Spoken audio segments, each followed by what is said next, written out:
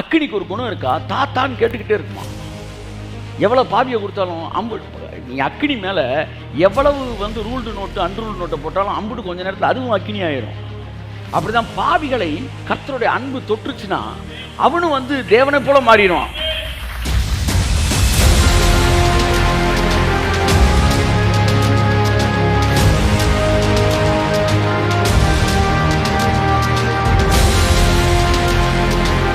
Fire, it consumes, it makes anything fire. அக்கினி அது எதை தொட்டாலும் அதுவும் அக்கினி ஆயிரும். அப்படித்தான் தேவனுடைய அன்பு எவனை தொட்டாலும் தன்னை மாதிரியே மாத்திடுவாராம். He is consuming fire. அவர் பட்சிக்கிற அக்கினி. அக்கினி என்பது அன்பு.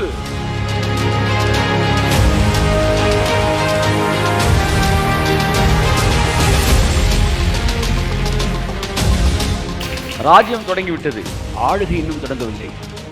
ஆளுகை உங்களுடையது, ராஜ்யம் அவருடையது. கைதட்டுங்க ஒருத்தர். ஆமென்.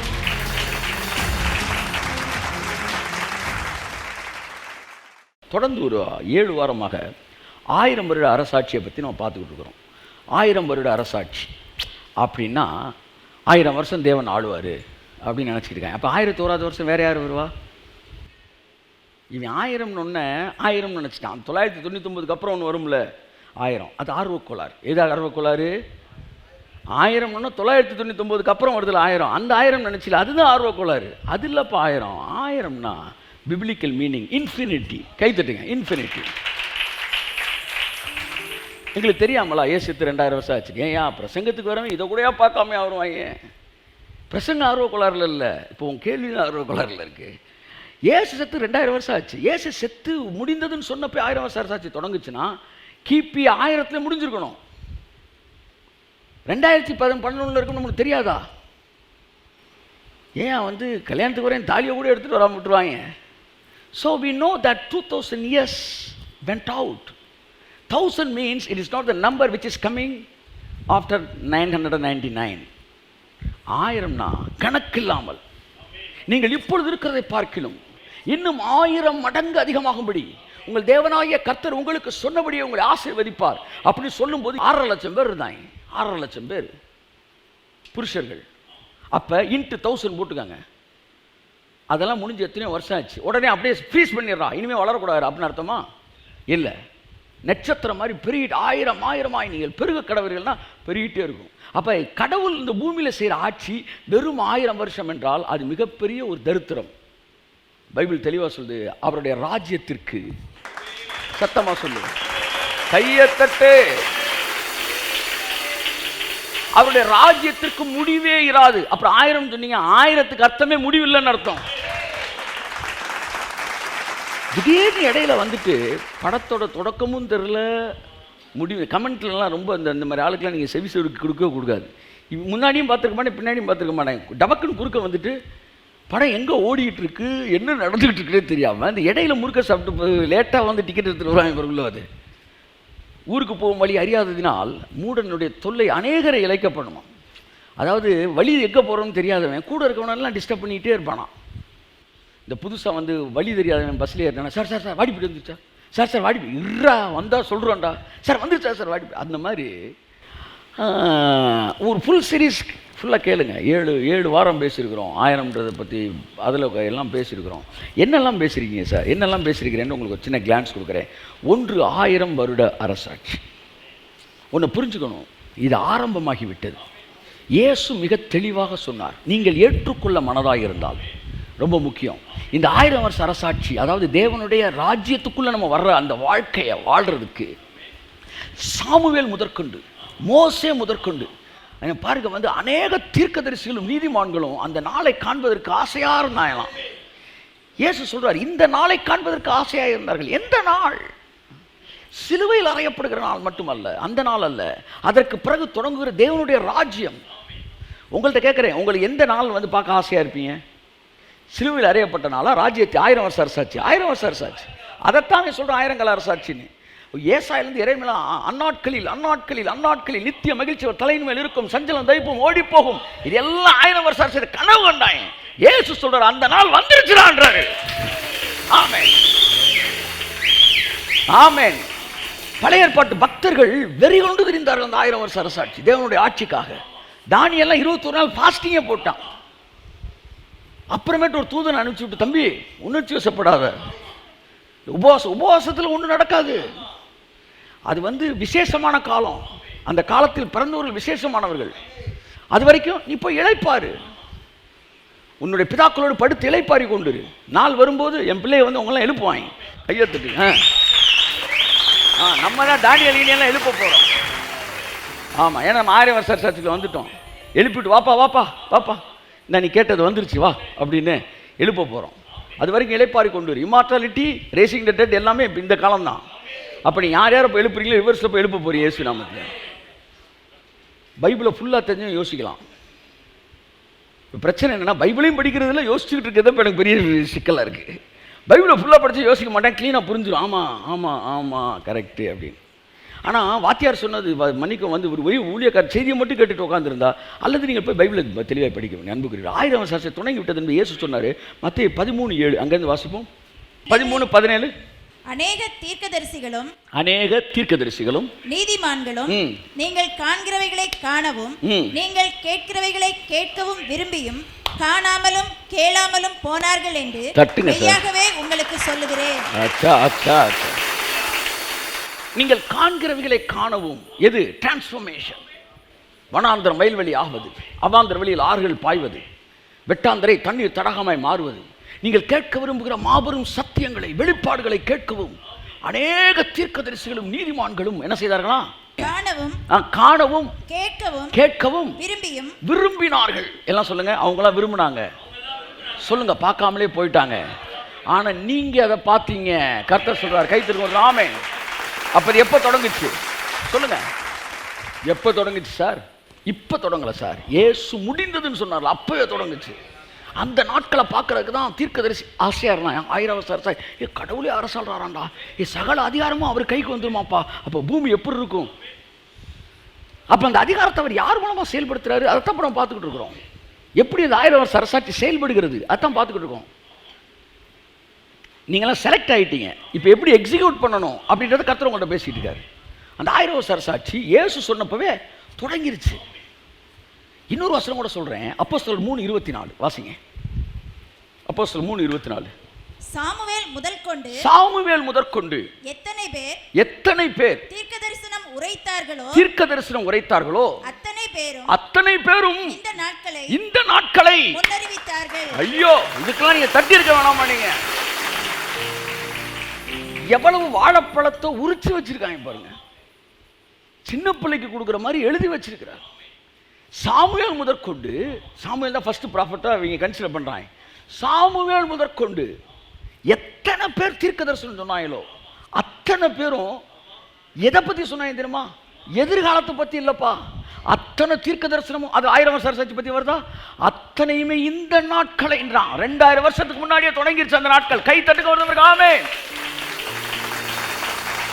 இந்த நாட்களை எல்லாம் சொல்லுங்க. சாமுவேல் முதற்கொண்டு சத்தமா சொல்லுங்களேன். எத்தனை பேர் தீர்க்க தரிசனம் உரைத்தார்களோ அத்தனை பேரும் இந்த நாட்களை முன்னறிவித்தார்கள். கரங்களை எதிரி கர்த்தர் கண்டி சொல்லுவோம். ஆமென். ஆகவே அன்புக்குரியவர்களே, இனிமே ஒரு நாட்களை பத்தி அவங்க பேசல, இந்த நாட்கள் தான் பேசுனாங்க. ஒரு பெரிய வஞ்சகம் நாளைக்கு அப்படின்றது. நாளைக்கு என்பது வஞ்சகனுடைய செயல். நாளைக்கு வா தரேன் அப்படின்னு சொன்னா அவனுக்கு பேர் வஞ்சகனா? யார் வஞ்சகன்? பிசாசு வஞ்சகன். 1000 வருஷம் நாளைக்கு தரேன்பா. நாளைக்கு எப்ப? நாளைக்கு உங்களை அப்படித்தானே சொல்லி ஏச்சிட்டான்.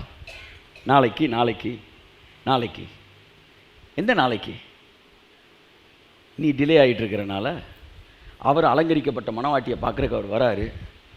மணவாட்டி என்ன செஞ்சுக்கிட்டு இருக்கு? இங்கே எருவாட்டி மாதிரி உட்காந்துட்டு, நாங்கள் நாளைக்கு அவர் வருவார், நாங்களாம் சரியாயிடுவோம். அவர் சொல்கிற நீ சரியானா தான் நானே வர முடியும். மணவாளையம் கோட்டை மாட்ட உட்காந்துருக்காரு. இங்கே மணவாட்டி நைட்டி தூக்கி இடுப்பில் சொல்லிட்டு பல்ல விளக்கி கக்க நாளைக்கு. மணவாளன் வந்த பிறகு நீ குளிச்சு கிளம்புவா? எந்த ஊர்லேருந்து எல்லாம் வந்தா எனக்கு தெரியல. எனக்கு எல்லாம் ரெடியான பிறகு தான் நாங்கள் வருவார். அப்போ பூமியானது மகிமையினால் நிரப்பப்பட்டு மாற்றப்பட்ட பிறகுதான் இயேசு அலங்கரிக்கப்பட்ட மணவாட்டியை பார்க்க வராரு. ஆகாய விண்மீனாய் அவர் ஜனம் பெருகும், ஆண்டவர் வாக்கு பலிக்கும். அப்ப ஆவியானவர் எதற்காக கொடுக்கப்பட்டிருக்காரு? ஆவியானவர் நம்மை அலங்கரிப்பதற்காக. அப்ப ஆவியானவருடைய வேலையை இந்த பூமியை அலங்கரித்து பிதாவுக்கு ஒப்பான மனவாட்டியை மாற்றுவதற்கு. என்னத்த சொல்ல போங்க. அப்ப இயேசுவே என்ன பிரசங்கம் பண்ண ஆரம்பிச்சாரு? அவர் பிரசங்கம் பண்ண ஆரம்பிச்சப்பவே மனம் திரும்புங்கள், பரலோகம் சமீபமா இருக்குதுன்னு சொல்லல, ராஜ்யம் சமீபமா இருக்குன்னாரு. தேவன் ராஜரீகம் பண்ணுகிறார். ஊழியக்காரன் எதையா பேசணும்? ராஜ்யத்தை பேசணுமா, பரலோகத்தை பேசணுமா? ஆனா நம்மளும் எதை பேசிக்கிட்டு இருக்காங்க? பரலோகம் பரலோகம். பரலோகத்தை பற்றி இயேசு பேசிய வார்த்தைகள் 1/3 பங்கு. பரலோக ராஜ்யத்தை பற்றி 3/2 பங்கு பேசியிருக்கிறாரு. கைத்தட்டு. இயேசு பேசினது பரலோகத்தை பற்றி இல்ல, ராஜ்யத்தை பற்றி. பரலோகத்துடைய எக்ஸ்டென்ஷன் இந்த பூமியில, பரலோகத்திலும் சித்தம் செய்யப்படுவது போல பூமியிலும் இப்படி சித்தம் செய்யப்படுவதாக உம்முடைய ராஜ்யம் வருவதா. கைத்தட்டுங்க. அதுதான் ஜெபம். அப்ப இந்த பரலோக ராஜ்யம் 1000 வருஷ அரசாட்சி. இது ஆன்டி அத்தன் மாதிரி, அதாவது ஆன்டி அங்கிள். நல்லா கவனிங்க. ராஜ்யம் அப்படின்றது தான் தேவனுடைய அரசாட்சி. அதுதான் 1000 வருஷ அரசாட்சி. அப்ப இயேசு முதல் சொல்லும்போது மனம் திரும்புங்கள், பரலோக ராஜ்யம் சமீபமா இருக்குன்னு சொல்லும்போது அடுத்த 2.5 வருஷத்துல சிலுவையில் அவர் முடிந்ததுன்னு சொல்ல போறாரு பாருங்க.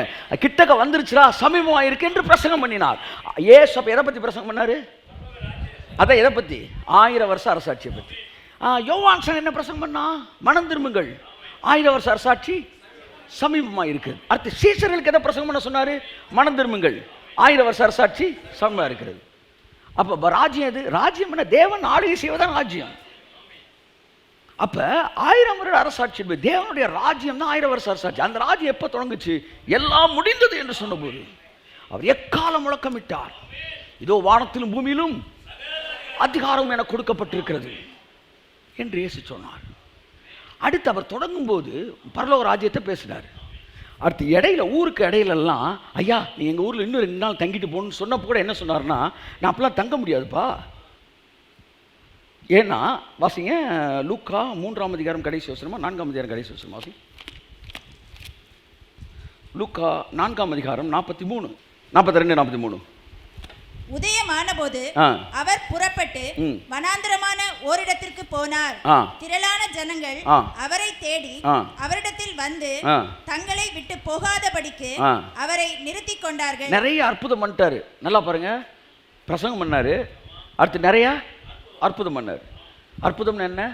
குருடர் பார்வை திறக்கப்படுவது, முடவன் நடப்பது, இதெல்லாம் 1000 வருஷம் ஆச்சு. ஏசாயா 35 சொல்லுது, அப்போது முடவன் மானை போல் குதிப்பான், வந்து குருடர்கள் கண்கள் திறக்கப்பட்டு போகும், ஊமையின் வாய் பேசும், தேவன் ராஜரிகம் பண்ணுகிறார். அப்படி என் அன்புக்குரியவர்களே, அப்போ இது எல்லாத்தையும் வந்து அந்த அந்த டிரான்ஸ்ஃபர்மேஷனை பண்ணுறாரு, பண்ணிட்டு பிரசங்கம் பண்ணுறாரு. இப்போ முடிச்சுட்டு அவர் கிளம்பும்போது எல்லாரும் கொஞ்சம், ஐயா 2 நாள் தங்கிட்டு போங்கயா அப்படின்னு சொல்லி கட்டைய போடுறாங்க. அப்ப இயேசு என்ன சொல்றாரு? அடுத்த வசனம் வாசிங்க. அவரோ அவர்களை நோக்கி நான் மற்ற ஊர்களிலும் தேவனுடைய ராஜ்யத்தை குறித்து பிரசங்கிக்க வேண்டும். இதற்காகவே அனுப்பப்பட்டேன். கை தட்டுங்க. ஊழியக்காரன் எதை பிரசங்கிக்க வேண்டும்? தேவனுடைய ராஜ்யம் எது? அவருடைய ஆளுகை, அவருடைய அரசாட்சி, அவருடைய முடிவில்லாத ராஜ்யம். அது தொடங்கிவிட்டது. அதை பற்றி நான் பேச வேண்டும், ஜனங்களுக்கு அதை குறித்து அறிவுறுத்த வேண்டும். உலகமெங்கும் புறப்பட்டு போய் இந்த சுவிசேஷத்தை பிரசங்கியுங்கள். எந்த சுவிசேஷம்? தேவன் ராஜரீகம் பண்ணுகிறார் என்கிற சுவிசேஷம். மனிதனுடைய மனக்கண்கள் திறக்கப்பட வேண்டும். உன் தேவன் ராஜரீகம் பண்ணுகிறார், உன் போர் முடிந்தது, உன் கண்ணீர் எல்லாம் அதற்கான காலம் முடிவடைந்து விட்டது. கர்த்தர் ராஜரீகம் பண்ண ஆரம்பிச்சிட்டார். ஜனங்களுக்கு போய் சொல்லணுமா? எத்தனை பேர் சுதந்திரத்துக்கு முன்னாடி வெள்ளைக்காரனுக்கு தப்பிச்சு போய் காட்டுக்குள்ள வாழ்ந்தாங்களாம். இவங்க எல்லாம் சுதந்திரம் அடைஞ்சு வெள்ளைக்காரன் நாட்டை விட்டு போய் 30 வருஷமா உள்ளே இருந்திருக்காங்க, நாடு விடுதலை அடையலன்ட்டு. அப்புறம் போய் அடிச்சு வெளியே தூக்கிட்டு வந்திருக்கிறான். நம்மளாம் அவன் போய் ரொம்ப நாள் ஆச்சுறான், இன்னும் கொள்ள பேர் ஒளிஞ்சுக்கிட்டு இருக்கீங்க. ராக்கா பாரா ஷிபாராபா, பிசாசு தொடாதபடிக்கு என்னை பாதுகாத்துக்கூடே. பிசாசு கிளம்பி போயிட்டான். சொல்லுங்க, கிளம்பி போயிட்டான். இதோ மின்னலை போல அவன் விழுகிறதை நான் கண்டேன். கர்த்தர் சொல்றாரு, என் அன்புக்குரியவர்களே, மின்னல் அடித்து விழுகிற மாதிரி சாத்தான் கீழே விழுந்தானா. லைட்னிங் வந்தால் தான் டெவில் கீழே விழுகிறான். கை தட்டுங்க. மின்னல் போன்ற வெளிப்பாடுகள் சாத்தானை கீழே அனுப்புகிறது. ஓ காட் இஸ் குட். இப்போ என்ன சொல்ல வரேன்னா ராஜ்யத்தை பற்றி பேசிட்டார். அப்புறம் மரித்தாரு, முடிந்ததுன்னாரு, திரும்ப உயிரோடு கூட எழுந்தார். எந்திரிச்சு உயிரோடு வந்துட்டோம், எந்த பாயிண்டில் விட்டேன்னு கேட்குறாரு. எதை பற்றி பேசினார்? ராஜ்யத்தை பற்றி பேச. ஐயா புது மெசேஜ். 40 நாள் அளவும் தேவனுடைய ராஜ்யத்தை குறித்து அவர் பேசினார். இந்த வருஷம் ஃபுல்லாக இதுதான் சப்ஜெக்ட். கையெழுத்து வருஷம் ஃபுல்லாக இதுதான் சப்ஜெக்ட். என்னைக்கு நாடி நரம்பெல்லாம் உயிர் கொண்டு எந்திரிக்கு நிற்கிதோ அது வரைக்கும் 1000 வருஷம் அரசாட்சி தான். ஆமாம், அந்த ராஜ்யத்துக்கு முடிவே இராது. மறுபடி தேவன் ராஜரிகம் பண்ணுகிறார் என்ற சத்தத்தை உன் காதுகள் கேட்க வேண்டும். 1000 வருஷங்கள் ஊழியக்காரன் பிசாசுன்னு பேசி அத்தனை பேருக்குள்ளேயும் பிசாசு குறித்து எண்ணங்களை அவன் நிரப்பியிருக்கான். என் பரமபிதா நடாத நாட்டெல்லாம் வேரோடு பிடுங்கப்படும். தேவனுடைய ராஜ்யம் தொடங்கிடுச்சு, அவருடைய அன்பின் ராஜ்யம் தொடங்கிடுச்சு. ஸோ 35 பார்த்தீங்கன்னா அது அழகாக இருக்குது. 53க்கு வந்துட்டால் 35க்கு நீ வரணும். இதெல்லாம் பார்த்தோம். அடுத்து இப்போ 97 பார்த்துக்கிட்டு இருக்கிறோம். ஸோ ராஜ்யம் தான் அவரோட பிரசங்கம். ராஜ்யத்தின் பிரசங்கன்ற விட 1000 வருஷ அரசாட்சி பிரசங்கம். இவன் 1000 வருஷ அரசாட்சினா தனியாக ஒரு கேலண்டரோட செவ்வாய்ச்சில் அடித்து கொண்டு வருவான் நினச்சிக்கிட்டு இருக்கிறான். சார் இந்த புது கேலண்டர் என்ன இது 1000 வருஷம் அரசாட்சி என்னைக்கு தொடங்குது? வர புதன்கிழமை தொடங்குதா? அப்போ 1000 வருஷாட்சி எப்படி இருக்கும்? 7 வாரம் பார்த்தோம். 7 வாரத்துக்கு அந்தந்த ஹைலைட்டை மட்டும் சொல்கிறேன். முதல் வாரம் பார்த்தோம் என்னன்னா, தேவனுடைய ராஜ்யம் பிரத்யட்சமாக இராது. கை தட்டுங்க ஒரு தடவை. இந்த 20th சென்ச்சுரி ஃபாக்ஸ் இது போடுவாங்க அந்த மாதிரி கிடையாது. ஏதோ என்னாச்சு, ஐயோ தேவனுடைய ராஜ்யம் வந்து விட்டது கொன்னே விடுவேன். இயேசு தெளிவாக சொல்லிட்டாரு, தேவனுடைய ராஜ்யம் இதோ இங்கே அதோ அங்கே என்று சொல்லப்படுவதற்கு ஏதுவாக இராது. அது ப்ராமினெண்ட்டாக இருக்காது, வெளியரங்கமாக இருக்காதான். அதாவது பளிச்சுன்னு தெரிகிற மாதிரி எங்கிட்டாச்சும் ஒரு லைட் அடிக்கும். இந்த லைட் அடிக்கும்னு தெரியுறான்ல, இவங்க தான் இந்த கடைசி காலத்தில் வஞ்சிக்கப்படுறவங்க. வாங்க சார், அந்த ஓட்டுக்கு கீழே ஒரு தூதன் நிற்கிறான் சார்னு கிளம்பிடுவாங்க. தூதன் அங்கேயும் கிடையாது இங்கேயும் கிடையாது, இதோ இங்கே அதோ அங்கேலாம் இருக்காதான். தேவனுடைய ராஜ்யம் எங்கே தொடங்குது? உங்களுக்குள் துவங்குகிறது. எப்படி ஒரு புளிச்ச மாவு ஒரு சட்டி மாவில் போட்டிங்க, காலையில் எந்திரிக்கும் போது சட்டி மாவே புளிச்சிருக்கு. நைட் எதுவும் பேக்ரவுண்ட் மியூசிக் அடித்தா பம்பப்ப ஒரு சவுண்டு இல்லை, அமைதியாக வேலையை பார்த்து. அப்படி தான் ராஜ்யம் அமைதியாக வேலையை பார்த்து. பாருங்க, ஒரு பிளேக்கு ஒரு கொள்ளை நோய் எங்கேயோ சைனாவில் ஒரு தெருவில் எங்கேயோ தொடங்கி ஒரு ஆராய்ச்சி நிலையத்தை எங்கேயோ தொடங்கி சத்தமே இல்லாமல் உலகத்தை அரெஸ்ட் பண்ணி நிப்பாட்டுச்சு. பார்த்தீங்களா? அப்படித்தான் ராஜ்யம் பரவி கொண்டு இருக்கிறது. இயேசு நாமத்தினால இவன் கொள்ளை நோயாய் பரவுகிறான்னு சொல்லுங்க. ஸோ தேவனுடைய ராஜ்யம் எல்லாம் சொல்லுங்க, 1000 வருஷ அரசாட்சி பிரத்யட்சமாய் இருக்காது. கை தட்டுங்க, ஆமென். ஏதோ புது கேலண்டர் அடிச்சு கொண்டு வந்து கொடுப்பாங்க, தயவு செய்து எதிர்பார்க்காதீங்க. இப்படி எதிர்பார்த்து செத்து போனவங்க கொல்ல பேர் இருக்கிறாங்க. ஆமாம் செத்து போயிட்டாங்க. இது எப்படி இருக்குன்னா உன்னை நான் செய்யணும், நானே செய்யாமல் வேற உனக்கு காத்துக்கிட்டு இருக்க மாதிரி.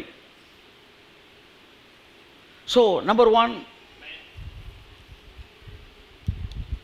தேவனுடைய ராஜ்யம் என்றால் பாருங்க, இயேசு சிலுவையில் சாகிற வரைக்கும் மனிதனுடைய ராஜ்யம், சிலுவையில் முடிந்ததுன்னு சொன்னார்ல, அப்போ தான் தேவனுடைய ராஜ்யம். இயேசு சொன்னபோது முதலாவது தேவனுடைய ராஜ்யத்தை தேடுங்கள், இவையெல்லாம் உங்களுக்கு கூட கொடுக்கப்படும்னார். அப்போ ராஜ்யம் இருக்குது பார்த்தீங்களா? அந்த ராஜ்யத்தை இயேசு சிலுவையில் முடிந்துன்னு சொல்கிறதுக்கு முன்னாடி மனிதனுடைய ராஜ்யம். மோசே வரைக்கும் பிசாசின் ராஜ்யம், மோசைக்கு அப்புறம் நியாயப்பிரமாணம், மனிதனுடைய எஃபர்ட்டு. ஸோ 4000 வருஷம் மனிதன் தன்னுடைய முயற்சினாலே நீதிமானாக்கவும் இந்த உலகத்தை மாற்ற முயற்சி எடுக்கப்படுவதற்கான வாய்ப்புகள் கொடுக்கப்பட்டது. மனிதனோட ராஜ்யத்தை மனிதன் தோற்று போனான். இயேசு சிலுவைக்கு மனிதன் செய்ய வேண்டியதை தானே செய்து முடித்து அதிகாரத்தை கைப்பற்றினார். துரைத்தனங்களையும் அதிகாரங்களையும் பிசாசிடமிருந்து உரிந்து கொண்டு வெளியரங்க கோலமாக்கி சிலுவையிலே அவைகளின் மீது வெற்றி சிறந்தார். அப்ப 2வது கேள்வி, பிறகு ஏன் மாற்றங்கள் இல்லாமல் இருக்கிறது?